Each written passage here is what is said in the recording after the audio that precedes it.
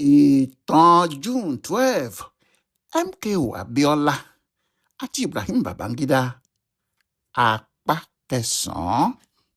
Nígbà tí àwọn ará Amẹ́ríkà ti dá sọ̀rọ̀ tí wọ́n ti halẹ̀ mọ́ Ibrahim Babangida tí í ṣe olórí ìjọba Nàìjíríà tí wọ́n ní àwọn ò ní gbọ́ àlàyé kankan o àfi kí wọ́n parí ètò ìdìbò tí wọ́n ti bẹ̀rẹ̀.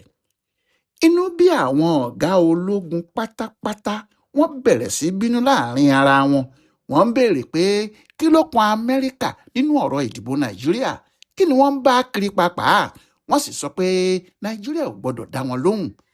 Bí àwọn ti ń bínú yìí, bẹ́ẹ̀ náà ni àwọn ọba ilẹ̀ Haúsá gbogbo. Àwọn náà fi àáké kọ́rí, ṣùgbọ́n kò sí ohun tí wọ́n lè ṣe. Nígbà tí Babangida ti lè sọ fún Humphrey Nwosu, olórí àjọ tó ń ṣètò ìdìbò náà, pé kó máa bá iṣẹ́ ẹ̀ lọ láì fọ̀tápè, kó má wojú ẹnikẹ́ni. Nídìí èyí, Babangida ti fi hàn àwọn ará Amẹ́ríkà àti àwọn èèyàn míì tí wọ́n fẹ́ràn àti dìbò náà pé òun ò lọ́wọ́ lẹ́sẹ̀ nínú ohun tó lè da ìbò ọ̀hún rú o. Bẹ́ẹ̀ irọ́ gidi ni Babangida ń pa. Ẹ̀tàn ló ń tàn wọ́n, ó fẹ́ fi ọgbọ́n ẹ̀wẹ́ mú wọn ni. Ìdí ni pé pẹ̀lú gbogbo eléyìí, ìyẹn èyí tí wọ́n ṣe àti ìpàdé tí wọ́n ṣe tí wọ́n sì fàṣẹ sí pé kí Nwosu bẹ̀rẹ̀ sí ṣiṣẹ́ ẹ̀ lọ. Àwọn Babangida ti dúró de Abiola, wọ́n dúró de MKO níbòmíì. Wọ́n ti mọ̀ pé kò sí bí wọn yóò ṣe ètò ìdìbò tí ìjà kò ní ṣẹlẹ̀, tàbí tí wọn ò ní yìnbọn, tàbí kí wọ́n ṣá ara wọn ládàá níbìkan. Bí ọ̀rọ̀ Nàìjíríà ti rí nígbà náà nìyẹn. Bí eléyìí bá sì ti ṣẹlẹ̀, wọ́n ti sọ pé lójú ẹsẹ̀ ni wọn yóò sọ ìjà náà di ńlá, nítorí ìjọba fúnra wọn àti àwọn èèyàn ẹ̀ yóò bá wọn dá sí ìjà ọ̀hún. Ìjà náà yóò sì di rẹpẹtẹ.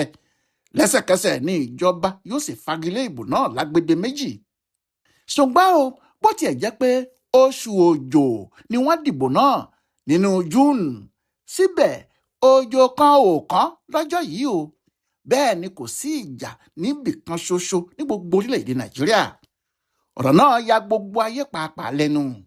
Ọ̀nà kan ṣoṣo ni àwọn ọmọ ẹgbẹ́ ABN àti àwọn tí wọ́n rán wọn níṣẹ́ rí tí wọ́n fẹ́ fi mú Abiola, ìyẹn lásìkò ìbò náà. Ìyẹn náà ni ti aṣọ tó wọ̀ lọ́jọ́ ìdìbò. Nígbà tí Abiola ń lọ láti lọ dìbò tiẹ̀, ó mú ìyàwó ẹ̀ Kudirat dání. Àwọn ni wọ́n jọ lọ. Ṣùgbọ́n aṣọ tó wọ̀, aṣọ kan tí wọ́n ya àmì ẹgbẹ́ òṣèlú SDP síwájú ẹ̀ ni wọ́n bá pariwo pé lọ́jọ́ ìdìbò náà Abiola tó ń ṣe kàmpéènì. Ó wọ aṣọ ẹgbẹ́ wọn. Wọ́n sì sọ pé tó bá fi lè wọlé, àwọn ò ní gbà o. Àwọn yóò lọ sílé ẹjọ́ nítorí Abiola ti lu òfin ìdìbò. Ṣùgbọ́n kò sẹ́ni tó dá wọn lóhùn nígbà náà. Bí ìgbà pé akọ ajá ń gbó lójú ẹni gbogbo. Ọjọ́ ìdìbò náà kì í ṣe ọjọ́ kan tó dẹrùn fún àwọn tí wọ́n fẹ́ kí Abiola wọlé. Lẹ́yìn tí wọ́n ti dìbò tán, kálukú jókòó sí ìdí tẹlifíṣàn ni.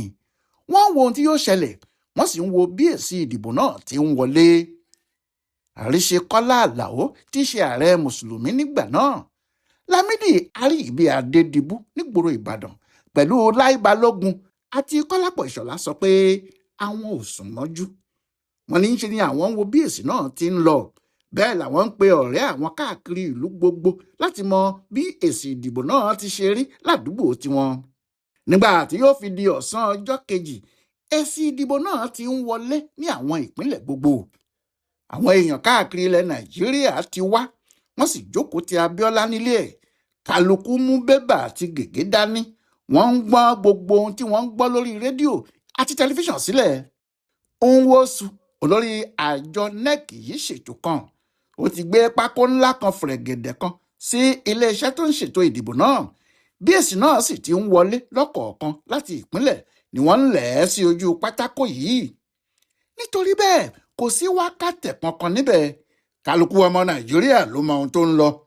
Nígbà tí yóò fi di ọjọ́ 14 oṣù kẹfà ọdún náà, ìyẹn June 14, 1993, èsì ìbò láti ìpínlẹ̀ 14 ni wọ́n ti rí kó jọ. Ìbò náà sì ti fi hàn pé Abiola ló wọlé ní gbogbo àwọn ìpínlẹ̀ ọ̀hún. Bẹ́ẹ̀ wọn kò tíì ka àwọn ilẹ̀ Yorùbá mọ́ rárá o, nítorí wọn kò tíì lẹ èsì tiwọn. nígbà náà ni wàhálà ńlá dé. Àwọn èèyàn kàn rí i pé wọn kò lẹ èsì ìbò náà jáde lójú pátákó mọ́ ni. Wọn kò mọ ohun tó ń ṣẹlẹ̀. Wọ́n rò pé àwọn èsì náà kò tíì dé ni. Wọ́n wo òkè títí ní gbogbo ọjọ́ 15 oṣù náà. Ìyẹn ní June 15, 1993. Wọn ò rí nǹkan kan. Nígbà náà ni ìfura bá wọn. Ṣé àwọn kan ti ń gbọ́ hùrùhùrù pé nǹkan burúkú kan ń lọ l'Àbújá o, ṣùgbọ́n wọn kò mọ ohun tó jẹ́ gan-an. Àṣẹ láti ọjọ́ 14 oṣù náà ní àwọn sọ́jà ti jí Nwosu gbé lọ́wọ́ alẹ́. Wọ́n tàn án jáde lọ sílé ìjọba. Níbẹ̀ ló ti wà tí kò sì jáde mọ́. Ọlọ́run nìkan àti Nwosu fúnra ẹ̀ pẹ̀lú àwọn tí wọ́n jí i gbé ni wọ́n mọ ibi tí wọ́n gbé e lọ. Ṣùgbọ́n nígbà tí yóò jáde sí gbangba ní ọjọ́ 16 oṣù kẹfà náà, June 16, 1993, wọn ò ṣẹ̀ṣẹ̀ ní láti máa sọ fún ẹnìkan pé wọ́n ti fi ìyà jẹ ọkùnrin náà níbi tí wọ́n gbé e lọ. Ẹni bá rí i yóò mọ̀ pé aburú ṣe é. Àfi bí ẹni pé mọ́tò kọlù ú. Níṣe ni gbogbo ojú ẹ̀ wú kòǹgbòkòǹgbò tó sì pọ́n kankan, tí àwọn àpá sì wà ní àwọn ẹ̀gbẹ́ kan ọrùn ẹ̀ káàkiri. Nígbà náà làṣírí tú pé àwọn sọ́jà kan ni wọ́n jí gbé, àti pé wọ́n ti fẹ́rẹ̀ẹ́ nà án pa. Wọ́n tilẹ̀ ní wọ́n fẹ́ pa á tẹ́lẹ̀ ni. Ẹ̀bẹ̀ ló pọ̀ tí kò jẹ́ kí wọ́n pa á, pẹ̀lú ìkìlọ̀ pé lọ́jọ́ tó bá sọ ohun tí ojú ẹ̀ rí síta, lọ́jọ́ náà ni wọn yóò pa á. Wọ́n ní nínú àjà ilẹ̀ kan ni wọ́n gbé e lọ. Ìyẹn ni ariwo tó ń lọ láàrin ìlú nígbà náà, pàápàá láàrin àwọn èèyàn ńláńlá tí wọ́n súnmọ́ àwọn ológun wọ̀nyí. Bí àwọn aráàlú tí wọ́n ti ń pariwo nígbà tí wọn kò rí ti fi ojú kàn án báyìí, níṣe ni wọ́n gbé ariwo síta. Wọ́n ní kó tètè wá kéde èsì ìdìbò náà kíákíá, pé àwọn ti ń retí ẹ̀. Ṣé kò sí nǹkan kan? Ṣé kò sẹ́ni tó mọ̀ pé ọ̀rọ̀ ti bẹ́yìn yọ? Ẹni tó bá súnmọ́ àwọn sọ́jà Haúsá àti àwọn ọba ilẹ̀ Haúsá ni yóò mọ̀ pé àsìkò ìbànújẹ́ lásìkò náà fún wọn. Olówó ilẹ̀ Yorùbá kan wà tí wọ́n ń pè ní Adékúnlé Ọjọ́rá. Bàbá náà ṣẹ̀ṣẹ̀ kú lẹ́nu ọjọ́ mẹ́ta yìí ni o. Ọ̀rẹ́ tímọ́tímọ́ lòun àti Babangida pẹ̀lú Absalami Abubakar. Ọ̀rẹ́ wọn náà sì le débi pé àti àwọn ọmọ wọn àti àwọn ìyàwó wọn ni wọ́n jọ ń ṣọ̀rẹ́. Lọ́jọ́ kejì tí wọ́n dìbò tán, ìyẹn ní ọjọ́ àìkú tí í ṣe ọjọ́ Sunday, ọmọ Ọjọ́rá lọ sílé àwọn Abubakar. Ó lọ síbẹ̀ lọ́wọ́ alẹ́ láti bá wọn ṣeré ní tiẹ̀ ni. Ṣùgbọ́n bó ti débẹ̀ lórí tí ilé náà dákẹ́ rọ́rọ́, tipátipá ni àwọn èèyàn tó wà nílé náà fi ń sọ̀rọ̀ síra wọn. Ṣùgbọ́n bí ọ̀rẹ́ ọmọ náà ti rí i ló dìde ní tiẹ̀, ó sì mú ọ̀rẹ́ ẹ̀ wọ inú yàrá tiẹ̀ lọ. Bí ìyẹn ṣe wọlé ló ní, Abíọ́lá ti wọlé, jẹ́ kí n wá lọ wẹ̀ fún ẹ. Nígbà tí ọmọ Abdulsalami jágbe mọ́, ọmọ náà fẹ́rẹ̀ wọlẹ̀ nítorí kò rí ọ̀rẹ́ ẹ̀ kó bínú bẹ́ẹ̀ yẹn rí.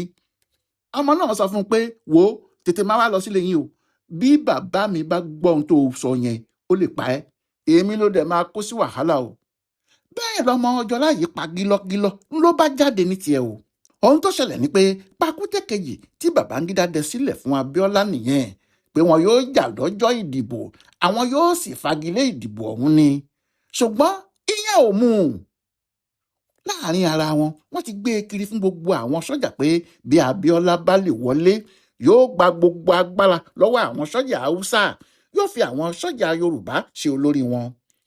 Wọ́n sọ fún wọn pé Abíọ́lá mọ àṣírí gbogbo àwọn sọ́jà jù, bẹ́ẹ̀ ló mọ àṣírí àwọn Haúsá, yóò kàn sọ gbogbo wọn di èrò ẹ̀yìn ni, yóò sì bà ohun tí Sàdáúnà gbé lé àwọn lọ́wọ́ jẹ́.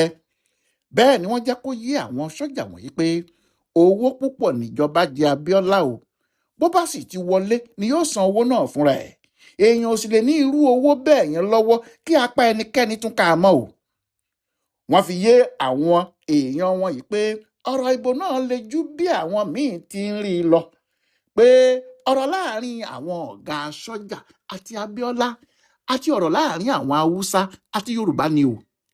Àwọn ọ̀gá sọ́jà wọ̀nyí ti mú ọ̀rọ̀ náà dání, ó ti wà lọ́wọ́ wọn. Wọ́n sì ti pinnu pé láéláé àwọn ò ní lajú sílẹ̀ kí Abíọ́lá gba ìjọba Nàìjíríà. Wọ́n sì mọ̀ pé ọ̀nà kan náà tí àwọn lè fi ṣe èyí ni kí àwọn má jẹ́ kí wọ́n parí ètò ìbò tí wọ́n ń ṣe. Nítorí bí wọ́n bá parí ẹ̀, gbogbo ayé ni yóò sọ pé àfi kí wọ́n gbé ìjọba fẹ́ni tó bá wọlé. Níbi tí ọ̀rọ̀ náà ká àwọn ọ̀gá sọ́jà wọ̀nyí lára dé, bí wọ́n bá rí Nwosu tàbí Abíọ́lá fúnra ẹ̀ nínú òkun nígbà náà, wọn ò ní ronú lẹ́ẹ̀mejì kí wọ́n tó pa wọ́n. Lójú wọn, Abíọ́lá ń bọ̀ wá bà tiwọn jẹ́ ni. Ṣé àwọn ò mọ̀ pé Babangida ló wà nídìí ọ̀rọ̀ tó ń dẹ wọn síra wọn? Nítorí bẹ́ẹ̀, lẹ́yìn tí Nwosu jàjà jáde ní ọjọ́ 16 oṣù yìí tí àwọn aráàlú ń retí ẹ̀, kò lè yọjú sí wọn o. Ìpàdé ńlá kan ni wọ́n pè é sí. Òun ti rò pé bí òun bá dé ìpàdé, òun yóò lè sọ pé kí wọ́n jẹ́ kí òun lọ parí ètò ìdìbò náà kíákíá. Ṣùgbọ́n nígbà tó dé pàdé, kìdá àwọn ọ̀gá sọ́jà ló bá a. Ojú gbogbo wọn ló sì le kókókó, àfi bí ìgbà tí èèyàn lárí wọ ilé ikú. Àwọn sọ́jà wọ̀nyí, àwọn ọ̀gá sọ́jà láti ilẹ̀ Haúsá ni gbogbo wọn.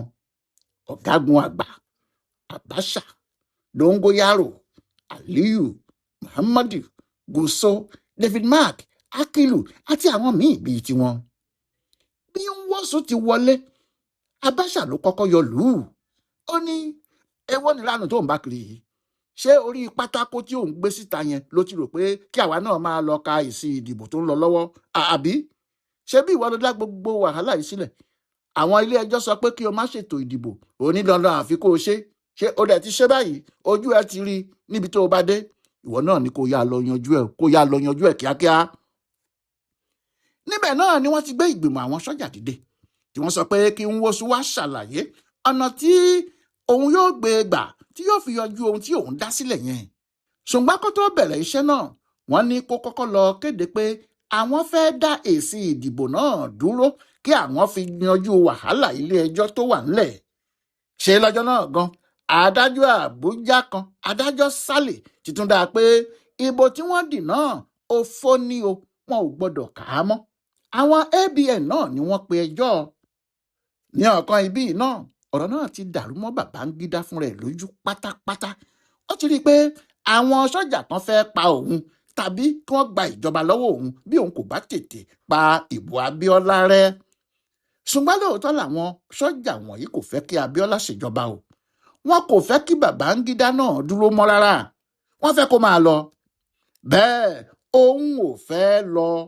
Ó fẹ́ lo ọdún 4 tí òun àti àwọn ABN, Nzeribe àti Akpangbo ti ń ṣètò ẹ̀. Ṣùgbọ́n àwọn Abacha ti fura sí ọ̀rọ̀ náà. Wọ́n sì takú pé àwọn ò ní jẹ́ kó ṣe. Ní wàhálà bá Babangida náà. Abíọ́lá ń retí èsì ìbò. Nwosu lòun ń bọ̀ ná.